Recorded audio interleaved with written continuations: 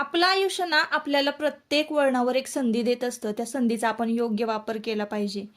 तर अशीच एक संधी मला मिळाली आणि मी घरातूनच बिझनेस करत होते ऑनलाईन, तुम्हाला माहिती आहे. मग मी कांदा, लसूण मसाला विकते, हळद विकते, इतर काही मी तयार केलेल्या, स्टिच केलेल्या वस्तू विकत असते. तर मग वाई महोत्सव होता आणि तिथं मी रजिस्टर केलं माझं नाव आणि स्टॉल टाकलं. या 3 दिवसात ना मी खूप काही अनुभवलं. चांगले वाईट कस्टमर मला भेटले. त्यांच्याशी मला बोलता आलं आणि त्यानंतर काही खूप समजून घेणारे होते, समंजस होते, ज्यांना आपल्या कलेचं कौतुक होतं. काही जणांना उगीचच कमीपणा दाखवायचा होता आणि अशीच काही कुजबूज माझ्या कानावर आली, की स्टॉल टाकणं हे आपल्या प्रतिष्ठेला शोभा देतं का? आता तुम्ही सांगा, प्रतिष्ठा म्हणजे काय? तर प्रतिष्ठा म्हणजे 4 माणसात आपल्याला मान-सन्मान असणं आणि समाजाने आपला आदर करणं आणि आपल्याला येत असलेली कला आणि आपण तयार केलेल्या वस्तू जर आपल्याला विकता येत नसतील आणि आपण जर लाजत बसलो, कष्टाला कधीही लाजायचं नाही. लाजत जर बसलो आपण, तर आपण कधीच पुढे जाणार नाही आणि कष्ट केल्याशिवाय तर समाजामध्ये मान-सन्मान मिळत नाही, हे माझं मत आहे.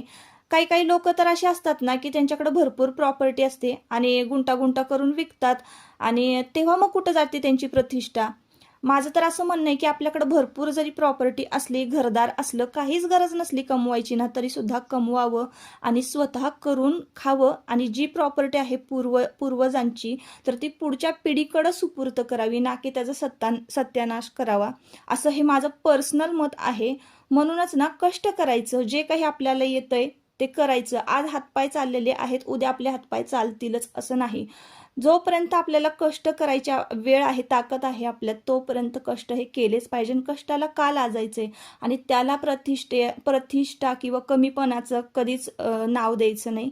जर प्रत्येक स्त्रीनं असा विचार केला, की आपल्याकडं जे आहे ते जपलं, त्याचं जतन केलं आणि पुढच्या पिढीकडं सुपूर्त केलं, आपण स्वकष्टानं त्यांना शिकवलंय आणि घर चालवलंय, तर प्रत्येक कुटुंब किती सुखी होईल ना. जसा आपला नवरा कष्ट करतो, तसंच त्याच्याबरोबर त्याच्या इतकं नाही आपण करू शकत, त्याच्या इतकं नाही आपण कमवू शकत, पण त्याच्यातला 4 हिस्सा तर आपण कमवू शकतो ना.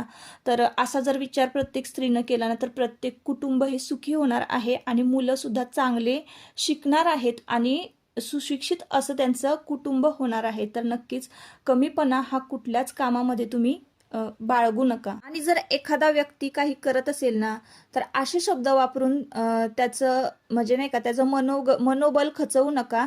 तर त्याचे पाय वडण्यापेक्षा त्याच्याच हाताला धरून तुम्ही जर पुढे गेलात, तर तुमचं भवितव्य सुधारणार आहे. त्यामुळं कोणालाही नावं ठेवू नका, कोणालाही मागे वळू नका. स्वतः सुद्धा प्रगती करा आणि दुसऱ्याला सुद्धा प्रगती करू द्या. म्हणजे तुमचं कुटुंब सुद्धा सुधारेल आणि सर्वांचंच